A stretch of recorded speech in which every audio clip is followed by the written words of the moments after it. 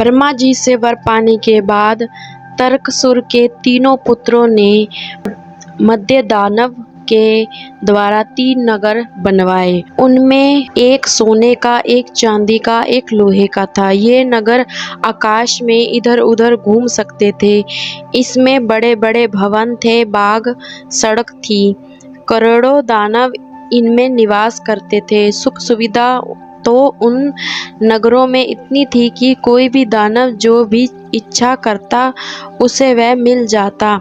इतना ही नहीं, तर्कसुर के पुत्र ने तपस्या करके ब्रह्मा जी से वर मांगकर मुर्दों को भी जीवित कर देने वाली बागड़ी बनवाई। कोई भी दानव मर जाता तो उसे उस बागड़ी में ले जाया जाता, वह पूर्ण जीवित हो जाता और पहले से ज्यादा शक्तिशाली हो जाता। फिर क्या था, दानव निर्भय होकर देवताओं को डराने लगे। वह जगह जगह देवताओं को भगाकर इधर उधर रहने लगे। ये मर्यादाहीन दानव देवताओं के उद्योगों को तहस नहस कर देते और ऋषियों के पवित्र आश्रमों को भी नष्ट कर देते। इनके अत्याचारों से चारों तरफ हाहाकार मच गया। इस प्रकार जब सब लोग पीड़ित हो गए तो सभी देवता इंद्र के साथ मिलकर उन नगरों पर प्रहार करने लगे, किंतु ब्रह्मा जी जितनी बार करते, प्रभाव से सब असुर पूर्ण जीवित हो जाते। सभी देवता मिलकर ब्रह्मा जी के पास गए। ब्रह्मा जी ने देवताओं को बताया कि भगवान शिव के अलावा आपको कोई भी इस समस्या से नहीं निकाल सकता।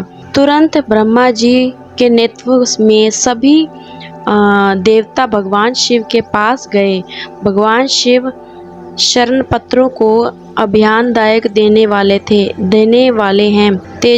तेज राशि पर पार्वती जी के पति भगवान शिव के दर्शन पाकर सभी देवताओं ने सिर झुकाकर प्रणाम किया। भगवान शिव ने आदर्शवाद स्वरूप कहा, कहिए आप सब की क्या इच्छा है। भगवान शिव की आज्ञा पाकर देवताओं ने भगवान शिव की प्रस्तुति की और कहा, हम मन वाणी कर्म से आपकी शरण में हैं, आप हम पर कृपा करें। भगवान शिव ने प्रसन्न होकर कहा, आप सब भय रहित होकर कहिए, मैं आपका क्या कार्य करूं।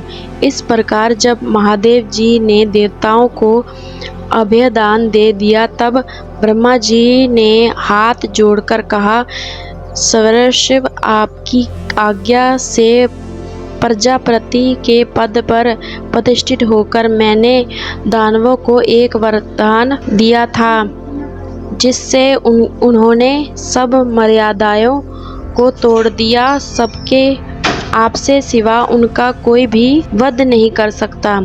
तब भगवान शिव ने कहा, देवताओं, मैं धनुष बाण धारण करके रथ पे सवार होकर उनके वध शीघ्र ही करूँगा।